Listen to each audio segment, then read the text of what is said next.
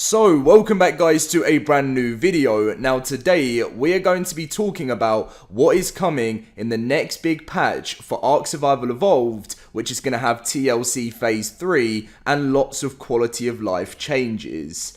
This is actually really exciting, and I'm going to be showing you guys all of that information in the new Community Crunch 243. Thank you so much for the support on the channel recently, guys. The last few videos have done absolutely amazing, smashing 1,000 like on every single video, which is brilliant. So if you guys can try and hit 1,000 on today's video as well, that would mean a lot to me. Thank you so much for the support. And also, we're about 200 subscribers away from 180,000. So if everyone subscribes right now, if you're new around here, then that would mean a lot to me too. Anyway, let's get on with the news because there is so much to show you guys with what's coming to the game. So, as you can see, Community Crunch 243, Tender Love and Care 3 details, official server maintenance, and more.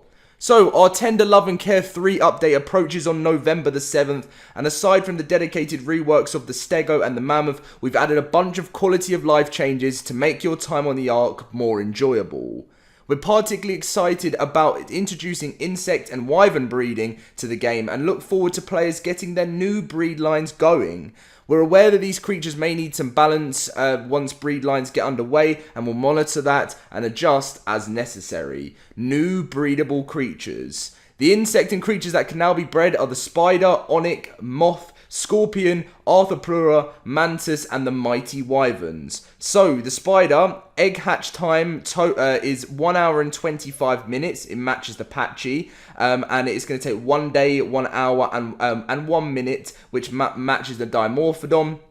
The bat, 3 hours and 58 minutes, which matches the procoptodon.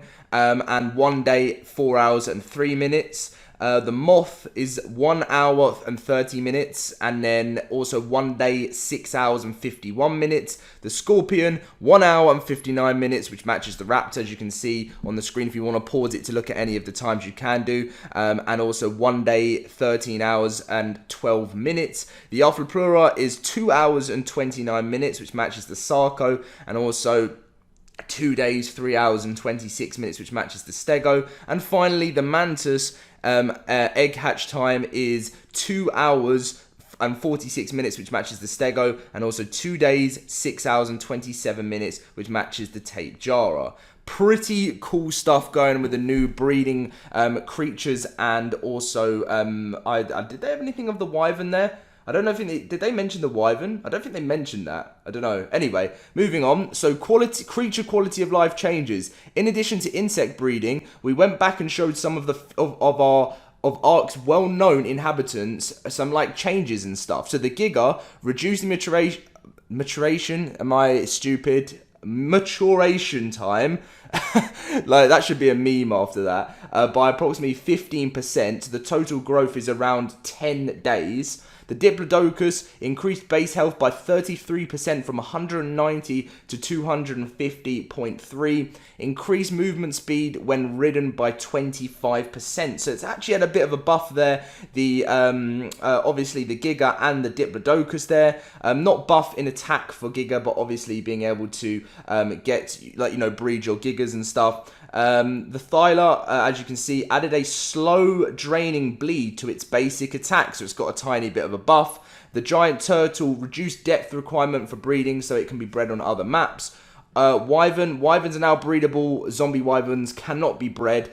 Slight stat rebalance now that they're breedable, and to bring them in line with crystal wyverns. The Megalodon has had some buff, some form of buff. We all wanted a TLC of it, and unfortunately it's not going to happen, but we have got some buffs. Reduced aging times to match the Giant Turtle. Pack bonus, damage reduction and damage increase per pack member within range, and added a bleed to its basic attack, so it's had a form of buff. Still not good enough, but still has a buff. Jerboa increased base weight capacity from 55 to 120, which matches the Bulb Dog. Anki increased metal weight reduction by 10% from total reduction of 75% to 85%. The Doa, you can now turn when rolling with it, similar to the Genesis race mission. That's interesting. And the Basilisk now has eyes. That's an interesting thing from Wildcard to let us know there. But anyway, new feature is the one I'm mainly excited about, is the Taming HUD. So, use the interactive Taming HUD to monitor your unconscious wild tameable creatures and keep track of the following: creatures' gender and level, taming and unconsciousness progress, taming effectiveness, current health and food status, distance from your location, and an option to track specific creatures via in-world waypoints, which can be hovered for a over-screen overlay displaying additional information. This is what you will see on your screen. Taming progress, how far away that tame is, how close it is to being tamed, if it's a male or female, and it's fantastic. The effectiveness as well you'll have there. I think this is something that, again, is perfect. Huge shout out to Wildcard for doing this. This is going to make the game a lot more enjoyable for players just from this small little change. So, boss element reward increase. We've decided to increase the boss element reward on some maps to bring in more element into the line where we are at with the new expansions. So element reward for the island bosses has been increased by 100%. Element reward from the center bosses has been increased by 100%, and the element reward from Scorched Earth has been increased by 50%. So that has some pretty big changes. New feature, turret radius settings. A quick and easy way to update the settings of your nearby turrets with a radius. It's set to currently match the official server turret limit radius, but players can also toggle viewing the radius on/off. The current functionality it supports is as follows: the ability to set a pin code to all turrets in range, the ability to copy settings to all turrets in range, and the ability to copy settings to pin code selected turrets in range. The settings which can be copied are power, state, range, targeting, and warning. We are anxious to get these community requests and quality of life improvements into your hands. The Tender Love and Care update launches November the 7th on all platforms. We realise the TLC patch is releasing at the same time as Extra Life and is less ideal to players. To compensate, we'll be extending the duration of Extra Life boosted rates so everyone can enjoy the boost. So, basically, this is quite frustrating for me, but I have a plan for my day, and basically I'm going to be streaming Extra Life from my laptop, which is like something I use every now and then, and I will be in and out of the stream throughout the day, so I'll be there right at the beginning, and I'll be there throughout lots of the exciting stuff. You guys will have a constant 24-hour stream on my channel of the live stream, but I will be recording and editing lots of videos on the new TLC patch for you guys, and I'm going to be getting that all throughout that day. So it's going to be a crazy busy day for me, but to be honest, that's what I love when it comes to ARK. I wish my ARK recording days were as busy as that all the time, and they never will be, just in, at the moment, while the game is, there isn't like a second game or something. So it's quite enjoyable for me to have a really busy day, to work on YouTube, because I always mix things up throughout my life. I don't know why I'm going on to this. You guys don't really want to know about it, but basically it's nice to have a busy content-packed day, being a YouTuber.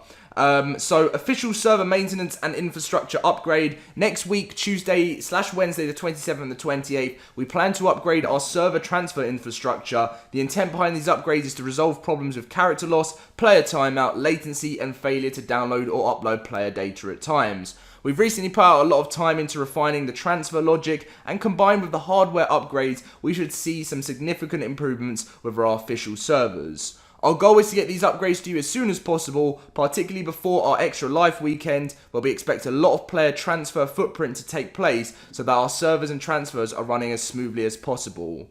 We anticipate that the transfer downtime could be up to 24 hours, and this could be on Xbox, PS4 and PC at the same time, or one after the other. We will provide more specific timeline of this when this update will take place per platform early next week. So, Fear Evolved is just live now. Obviously, it's going live today for the Xbox One. Obviously, over the weekend, PS4 and PC have been enjoying Fear Evolved. So, this update will be going live for Xbox today. Some more fan art for you guys to see today. Blue Dragon Arc, this one's incredible, of the Ravager. And then we've got a Velonosaur here, which is, again, fantastic. Snow Owl drawing. A nice base design there, Deinonychus drawing there, and a raptor drawing there. pretty awesome stuff. So, that is the full community crunch. Really awesome changes that Wildcard have done here, and obviously you can obviously see by the response of the community that this is what people want to see more often for the game. And yeah, I hope you guys are excited about this. Smash that like button. Let's try and hit over 1,000 likes, guys. Subscribe, and thank you so much for the support on the channel.